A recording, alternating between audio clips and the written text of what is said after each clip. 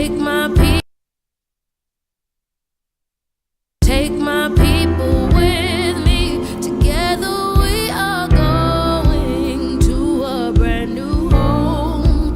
Far across the river, can you hear freedom calling? Calling me to answer. Gonna keep on keeping on. I can feel it in my bones. Ooh-wee. It is Juxtaposition again, and you caught me. It's the Reverend Mark Hughes, Executive Director of the Vermont Racial Justice Alliance, and I am back. Let's get started. Okay, so tonight we're talking here on Juxtaposition, issues affecting black folks affecting change. Backlash. Yep, I'm bringing it to you tonight. Backlash. Let's talk about the backlash tonight. Let's just jump right into this. Let's start with a little bit of a little history lesson. Some of you know some of this stuff.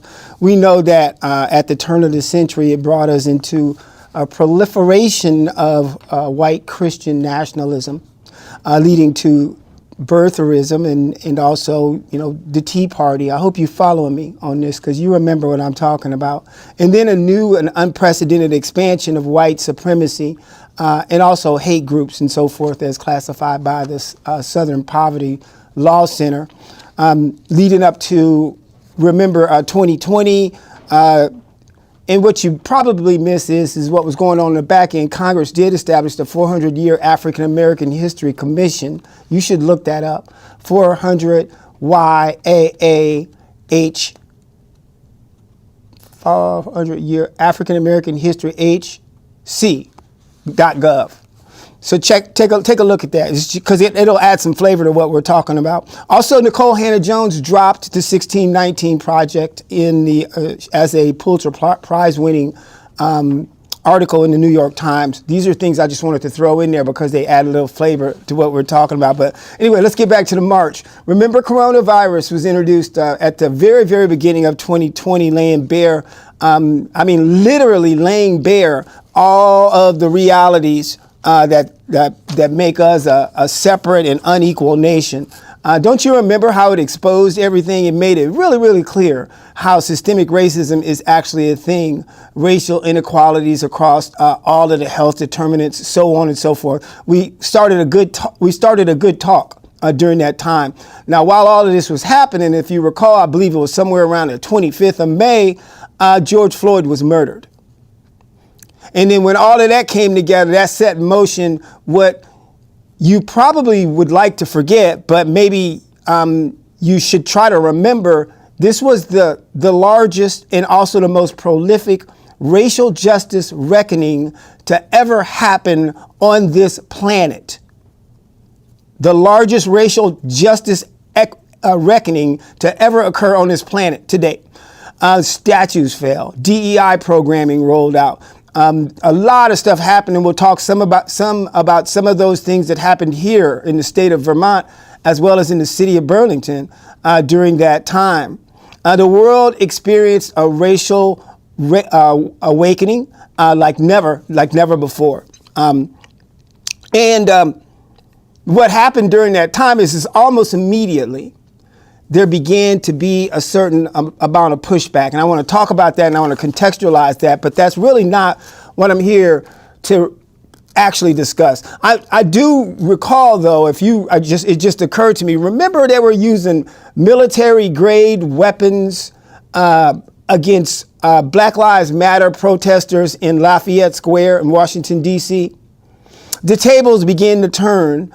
There was some things that was going down, and what would happen is believe it or not, it seems like it may have been like years apart, but it was probably only months, maybe 6 months from that time, there would be an insurrection in Washington, D.C., a march on the Capitol, and it would be an insurrection to the like that it would be unparalleled since 1814 when the Capitol was burned by the British. Yep, what I'm talking about is it got marched on by largely a mob of white folks, and there was no military grade weapons used on them. So that's kind of the the segue into, just kind of laying this thing out. What is going on now? What is going on now? Because what we began to see is a lot of stuff just happening across the United States. And I've got this definition of backlash. My good friends over at Wikipedia, they shared this with me. It says it's known as white backlash is known as white rage, white lash. It's related to the politics of white grievance. It's a negative response of some white people to racial progress of other ethnic groups in rights and economic opportunities, as well as their growing cultural parity, political self-determination, and dominance. Now, you may remember George Yancey.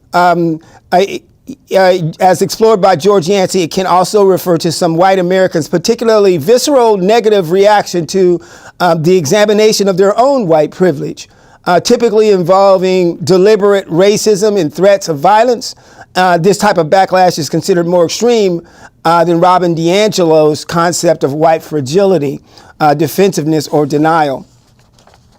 It goes on to say it's typically discussed in the United States with regards to the advancement of African Americans in American society, but it's also been discussed in the context of other countries. I will skip down to sociology here. It says that here that in 2018, research at the University of California, Riverside showed a perception of the growth of the Latino population made white Americans feel the extent racial hierarchy is under attack, which in turn unleashed a white backlash. And also Kevin Drum stated with the, quote, non-white share of the population in the United States increasing from 25% in 1990 to 40% in 2019, from 25% in 1990 to 40% in 2019, the demographic shift may have produced a short-term white backlash in recent years. So, yeah, a lot of stuff to unpack here with this whole business of this backlash. We know that there was a proliferation of, after the big lie was told, there was a proliferation of policies that came out across the United States to challenge folks' access to the ballot box, in fact. Just a lot of nonsense that was going on. Some of it even manifested itself in terms of LGBTQIA backlash that was associated with this particular backlash too. Among the highest profile examples of white backlash in the United States was the passage of the Civil Rights Act of 1964. Many Democrats in Congress, as well as President Lyndon B. Johnson himself, feared that such backlash could develop in response to the legislation. And the Martin Luther King Jr., he also popularized the white backlash phrase and a concept to warn of that possibility. So lots of activity happening across the United States kind of in response to, if you will, the progress that has been made over this time. And we know, the inflammatory racial rhetoric that we're hearing about the southern border. And even when we start talking about all of the rhetoric that goes towards, to some extent, even this sense of feeling unsafe in America, I believe is associated with some of that. Here I've got something from Brookings. This is the nation is diversifying even faster than predicted according to the new census.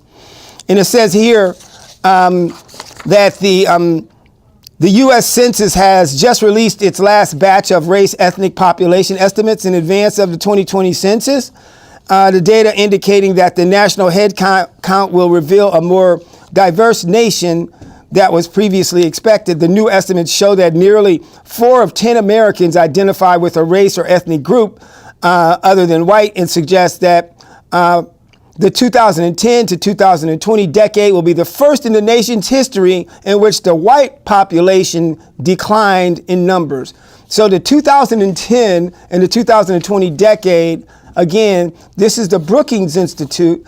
They're saying here and this was just a few years ago, they're saying that they were predicting that this is the first time in history that the white population in the United States actually started to decline. Now, I can kind of understand what's going on. Sometimes people get nervous when their cheese gets moved. Sometimes people get nervous when they feel that there's a sense that they may have less and others may have more.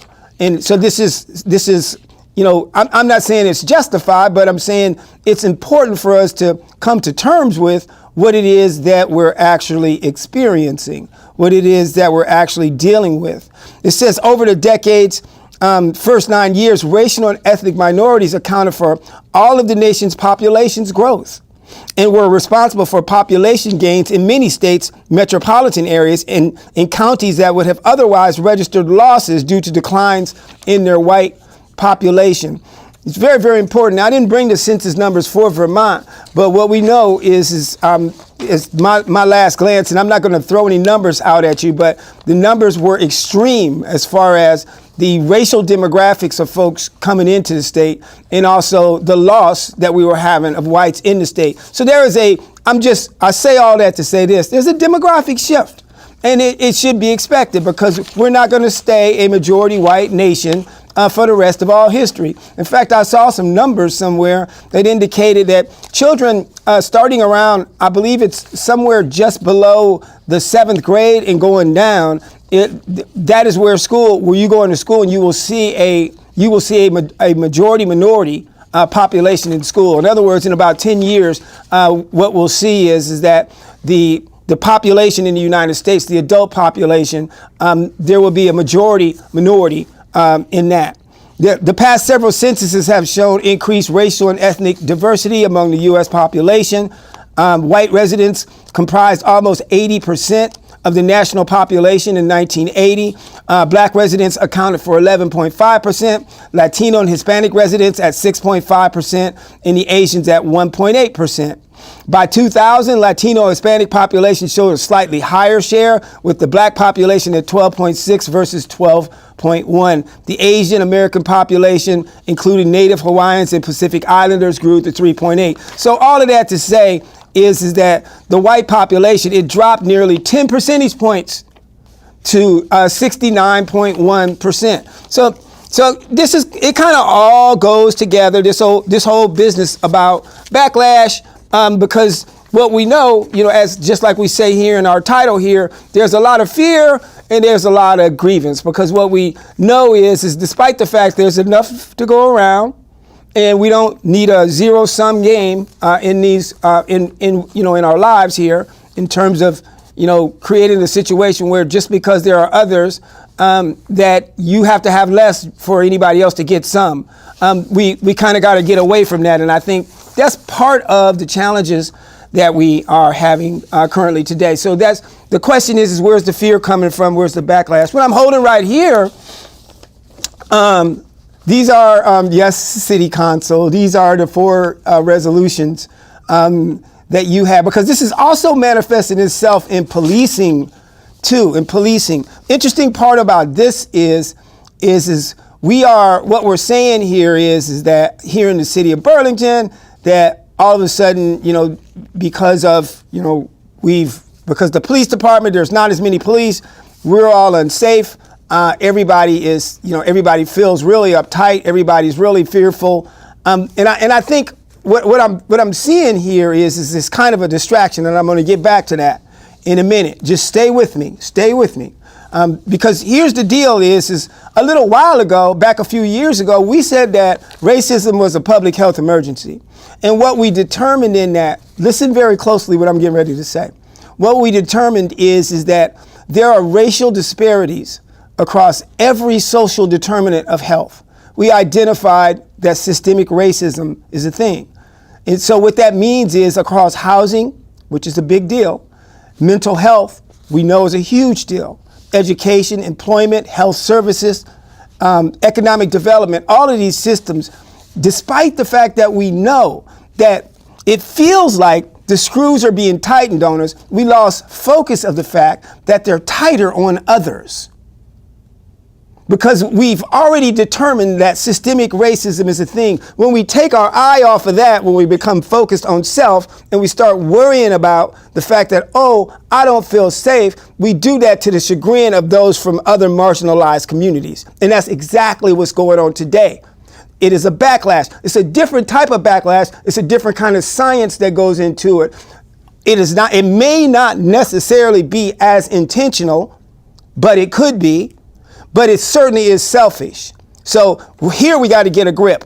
So now what we see here is we got these 4 resolutions. I think they got to 2 of them the other night. And these resolutions are all about public safety. And this is all this is all we've been talking about. The question is what is public safety? Who is safe? Who feels safe? Or who feels unsafe? Is really what the question is all about. But it's less about who is safe and who is less safe. And so when we started having these conversations about the risk and the vulnerability that's there to marginalized communities, particularly when they're being serviced by a law enforcement apparatus that really is not tooled or equipped to deal with their particular issues, especially when they have a higher propensity to inflict more harm in these communities, particularly black communities, then we have to be concerned. And we can't just focus on our own personal fear and our own personal grievances. So I'm not going to get too much into these 4 resolutions, but I will say that one of them in particular kind of stuck out. So the one that I'm looking at here is not the one for the public hub downtown, which is a good idea, by the way. Not the one about protecting Burlington from gun violence, which is basically a lot of fluff. And I believe that there's nothing in here that we couldn't do without a resolution. I think that's why I call it fluff. And I think the other one here, this one about modernizing the police facilities downtown, I thought that was particularly wise. That's a good one, but yet and still, that's not the one I'm here to talk about. But this one about raising the cap on the policing in the city is really what I'm here to talk about tonight. And I think what I'd like to do is just go with you to a certain section of it. And it says this from lines 7 through 9. It says, whereas the general fund dollars freed up by reducing a number of uniformed officers to be used to reduce the demand for police services through a variety of social services, as well as social justice, racial justice, and economic justice initiatives. And then it goes on to the next whereas clause. But there was a part that was actually omitted from that because that's language that was actually pulled from another resolution, which is a 2020 resolution, June 29th, 2020. This is the historic Racial Justice Through Economic and Criminal Justice resolution. Listen to what I just said.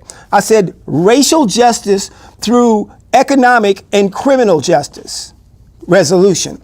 How do I know this about this resolution? Because I helped write it while I was on my honeymoon in 2020 with Counselor Zuri Hightower and Chair Max Tracy and others, and I was we were very involved in this process. So what about this? Well, here's what it actually says, the full text, because it goes on to say from that section, it says, uniform services shall be used to reduce the demand for policing service through a variety of social services. It says that, as well as social justice, racial justice, and economic justice initiatives. And then it also says, including a community-based cultural empowerment center, a minority-owned business municipal procurement program, and a capital access program, as well as capacity for racial equity, inclusion, and belonging function as a city office with at least one staff in addition to the director, and funding for baseline assessment. Now, why am I saying this? The reason why I'm sharing this with you is the hope was not to end policing in the city of Burlington, not even defund it, but to divest from what was then somewhere around a 22%, 23% budget and reinvest it in some of these initiatives that we knew were like super duper important because we knew and understood the impact that systemic racism had. But what happened, what we came to understand during this process is that the law enforcement and the previous administration were so recalcitrant that they were unwilling to concede, and also there was an immediate backlash because there was this sense that there was this feeling that folks felt less safe. So the resources that were intended for divestment were reinvested back into the same, in my opinion, failing apparatus, and that is, I mean, failing in terms of its ability to serve all, not some. And it was done so in the form of bonuses, rate increases, expanded searches for recruitment, hiring of state troopers, and the list goes on. So that's what actually happened. And as a result of that happening, there was never an investment on any of the aforementioned that we sought to invest in to address what we know to be racism as a public health emergency here in the city of Burlington. So again, we never got past divestment. We never got past, none of this work has been substantially funded, and nearly all of this transformative justice work is nearly all of it is currently languishing. Meanwhile, the Racial Equity and Inclusion and Belonging Office is not funded to be staffed even by a director for its mission or its organizational structure and operational initiatives. They have been seemingly abandoned. Okay, fear and division has overtaken the city of Burlington. Fears have been constructed through gaslighting and also grievance and scarcity narratives. Many of these fears have been instilled by those who are even charged to serve and protect us. So we still live in one of the safest cities in the country. Check this slide out on U.S. safety. U.S. safety. Now, I hope you're still with me now, because now we're getting to the brass tactics. Let's talk about U.S. safety. What you're looking at right now, and this looks like it's from the World Population Review, and there are many sources. All you got, if you're questioning the source, you don't have to take my word for it. Just go to your computer and Google it right now. Just Google safety, United States safety states, Vermont, or whatever you want to Google, and find out what you come up with. Do your homework and stop listening to what everybody else is saying and find out what is really going on. Thanks for that slide. The dog whistles that we're hearing today are no different than those of past and those we continue to hear even nationally. Unless we realize that all of our safety and all of our prosperity are inextricably bound, we're never going to realize what it is to reach this so-called public safety for all of us. Take a look at this next slide. Okay, let's talk about crime. Let's talk about crime. What we know about crime. This is what we know about crime. It's going down. It is going down, and it has been going down for quite some time. What the U.S. data says about crime in the United States, what we got here is an excerpt of some research that we've done. What we know is that the FBI publishes this data, so does the BJS. We get this data, it's easy to get this data. What we see here is both the FBI and the BJS data show a dramatic decline in U.S. violent and property crime rates since the 1990s, when crime spiked across much of the nation. So the rumors of crime being up in all of this conversation about the fact that things are so unsafe out there. Now, don't get me wrong. Burlington and the state of Vermont are like they have never been before, and nobody can deny that. And we're not going to sit here and talk about the fact that things haven't changed, because they have, and it's unfortunate, and it can be scary to some people, and it can be unnerving. And it doesn't make me feel any better to know that just because everybody else, is out there experiencing something worse or similar, that it should be okay with me, because no, misery does not love company in my world. But we cannot focus on this false narrative that somehow or another, that because of the fact that the police department was reduced for a reason, which was a divestment and reinvestment, and it was to be augmented, and it was methodical in nature in the manner in which it was planned to be done. We cannot continue to allow people to tell us that that is what is causing the problem. We cannot continue to tell people that that is the actual issue. I want to talk a little bit, speaking of which, is talk a little bit about police shortages, and you're going to see a slide up here in just about a few seconds. Talk a little bit about police shortages. According to a 2021 International Association Chiefs of Police survey on police retention and recruitment, 78% of agencies reported having difficulty in recruiting qualified candidates. 65% of these agencies reported having too few candidates applying to be law enforcement officers, and that's from the Haas Alert. And NBC News reported at the heart of the problem is the exodus of law enforcement. The officers' resignations were up 47% compared to 2019, and the year before the pandemic. And that you got George Floyd's killing, you got retirements. Of the 1,800 law enforcement agencies across the state, there are many who are challenged and having problems. So again, you don't have to take my word for national police shortages. You don't have to take my word for U.S. crime. All you got to do is just go to your computer and just Google it. See, this is that sophisticated part of the white backlash, because what we're doing is we're having one conversation so we don't have to have another.